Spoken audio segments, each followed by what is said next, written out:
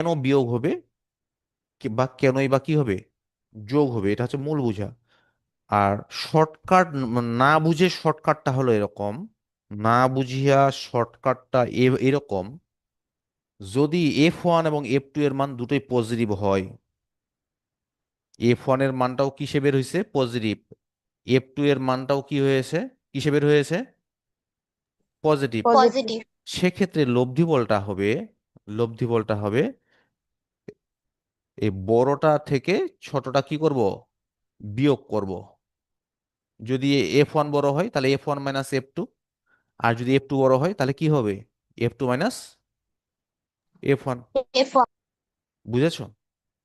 এটা হচ্ছে না বুঝিয়া শর্টকাট।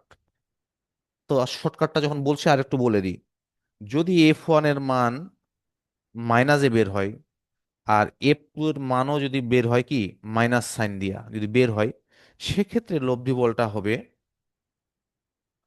ওই যে বলেছিলাম, F1 বিয়োগ কি, F2।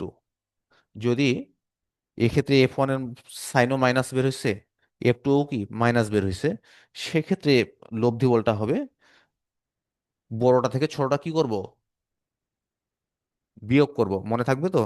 বড় থেকে ছোট বিয়োগ করবো। যদি F1 এর মানটা বড় হয় তাহলে F1 থেকে F2 বিয়োগ করব। আর যদি F2 বড় হয় তাহলে F2 মাইনাস কি করব, F1 করব। বুঝছো?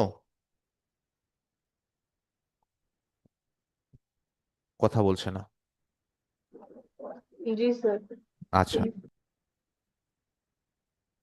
আরেকটা হচ্ছে যদি F1 এর মানটা প্লাস এ বের হয় এবং F2 এর মানটা যদি মাইনাস এ বের হয়, অর্থাৎ একটা প্লাস একটা মাইনাস, যে কোনো একটা প্লাস, F1 এর মানটা প্লাসও হইতে পারে মাইনাসও হইতে পারে, আর F2 এর মানটাও প্লাস হইতে পারে মাইনাস হইতে পারে, অর্থাৎ F1 এবং F2 এর মধ্যে একটা প্লাসে বের হয়েছে আর একটা কি মাইনাসে বের হয়েছে, সেক্ষেত্রে লব্ধি বলটা কি করব, আমরা যোগ করব। লব্ধি বলটা হবে আমি মডুলাস নিয়ে কি করব, যোগ করব।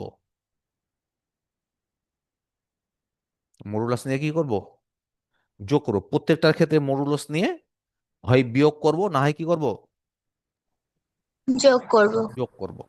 এখন তোমাদের প্রশ্ন হতে পারে, এই প্লাস চিহ্ন আর মাইনাস চিহ্ন দ্বারা কি বোঝানো হয়? যে F1টা কি দুটো চার্জের মধ্যে ক্রিয়াশীল বল প্লাজে বের হয়েছে, তার মানে কি বলটার প্রকৃতি কিরকম, আকর্ষণ ধর্মী না বিকর্ষণ ধর্মী?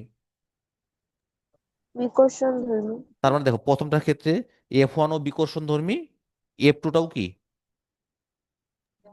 বিকর্ষণ ধর্মী। বিকর্ষণ ধর্মী। বিকর্ষণ ধর্মী। আচ্ছা, এই দ্বিতীয়টার ক্ষেত্রে দেখো, F1 এর মান মাইনাস মানে কি, আকর্ষণ ধর্মী, F2 এর আকর্ষণ মানও ধর্মী। বের হয়েছে কি, মাইনাস মানে কি, আকর্ষণ আকর্ষণ ধর্মী। ধর্মী।